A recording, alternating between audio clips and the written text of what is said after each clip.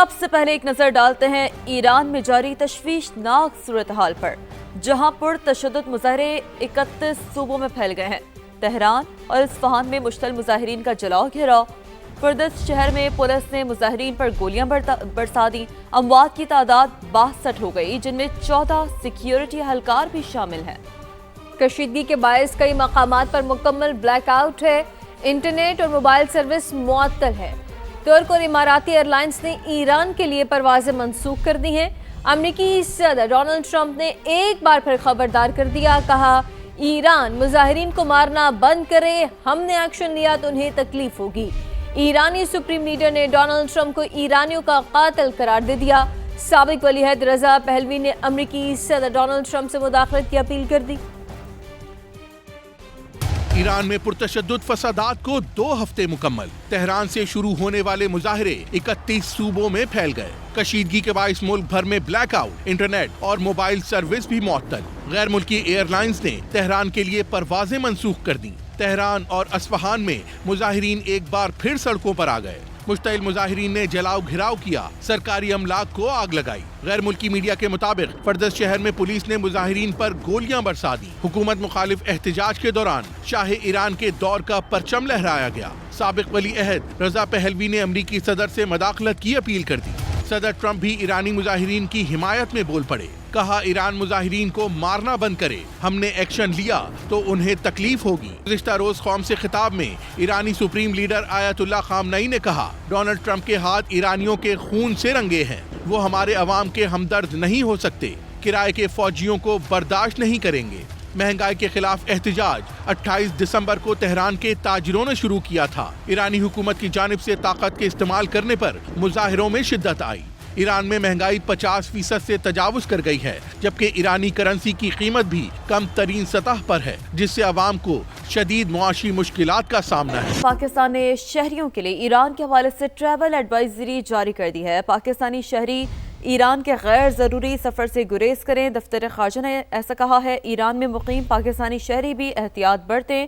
ایران میں مقیم شہری پاکستانی مشن سے رابطہ رکھیں، ترجمان دفتر خارجہ کی جانب سے یہ بتایا گیا ہے۔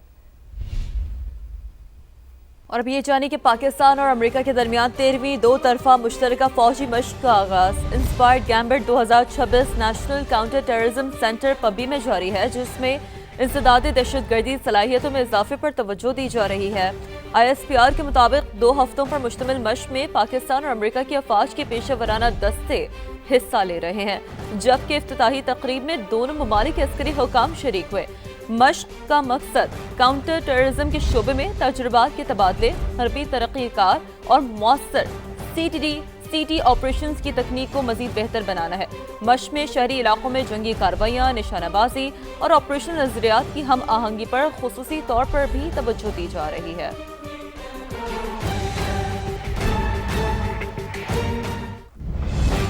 ترکی نے سعودی عرب اور پاکستان کے درمیان دفاعی معاہدے میں شمولیت کی کوششیں تیز کر دی ہیں۔ بلومبرگ کے مطابق اس حوالے سے ہونے والی بات چیت آخری مراحل میں داخل ہو چکی ہے اور معاہدہ طے پانے کے قوی امکانات ہیں۔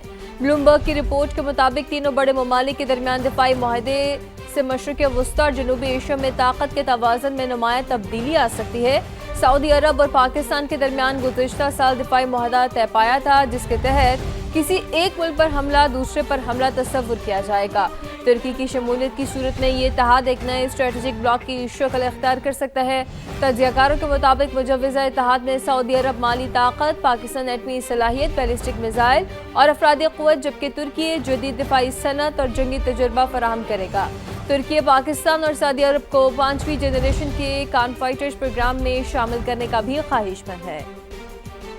بھارت اور بنگلہ دیش کی سرحد پر کئی دنوں سے کشیدگی جاری ہے۔ بھارتی فوج نے زیرو لائن کے قریب سڑک تعمیر کرنے کی کوشش کی، جسے مقامی بنگلہ دیشی شہریوں نے ناکام بنا دیا ہے۔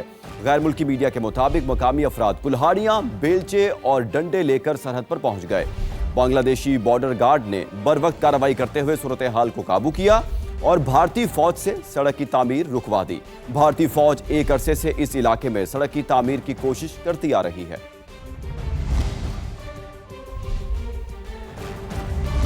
بھارتی ریاست منی پور امن کو ترس گئی۔ مودی سرکار کے غیر سنجیدہ رویے نے منی پور کو نسلی بنیادوں پر تقسیم کر دیا۔ द इकोनॉमिस्ट ने मोदी सरकार की संगीन नाअहलियों का पर्दाफाश कर दिया। रिपोर्ट के मुताबिक सदर राज के नफाज के बावजूद बीजेपी हुकूमत मणिपुर में एतमाद बहाल करने में नाकाम है। 60,000 शहरी 3 साल बाद भी पनाह गुज़ीन कैंपों में मुक़ीम है। बेघर होने वाले अफराद में ज़्यादातर मसीही कबाइल हैं। रिपोर्ट के मुताबिक भारतीय अदालतों ने भी हिंदू मिती कबाइल की हिमायत में फैसले किए। कोकी कबाइल को हिंदुओं की जानिब से नस्ली इम्तियाज का भी सामना है। उन्हें नस्ली इम्तियाज का भी सामना करना पड़ रहा है, इसलिए कोकी कम्युनिटी अपने लिए नीम खुद मुख्तार इलाके का मुतालबा करती है। रिपोर्ट में कहा गया है कि मोदी सरकार की नाकाम गवर्नेंस की वजह से मणिपुर में आज़ादी पसंद तहरीक जन्म ले रही है।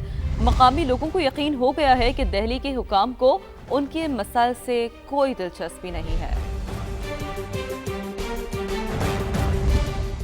किसी को पसंद आए ना आए, ग्रीनलैंड हम लेकर रहेंगे। अमेरिकी सदर बाजिद तेल कंपनियों के सरबराहान से मुलाकात के दौरान गुफ्तगू करते हुए कहा, हमने ग्रीनलैंड पर कब्जा ना किया तो चीन या रूस वहां काबिज होंगे।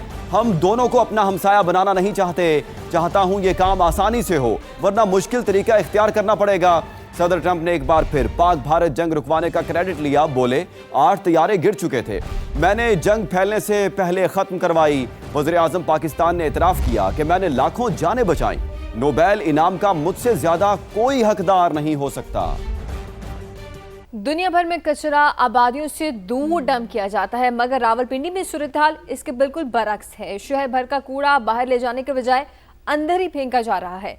पीर वधाई मोड़ पर इस वक्त मौजूद हैं नुमाइंदा समा अलीना शाहिद। उनसे बात करते हैं और जानते हैं कि ये माजरा क्या है। अलीना, बताएगा कचरा शहर के अंदर ही फेंकने की वजह क्या है और शहरियों का क्या कहना है? इस वक्त मैं रावलपिंडी पीर वधाई मोड़ पर मौजूद हूँ। पूरी दुनिया में ये तरीक़ाकार होता है कि कचरे को शहर से दूर ले जाकर फेंका जाता है, लेकिन यहाँ पर शहर के अंदर ही पूरे शहर का कचरा लाकर फेंका जा रहा है।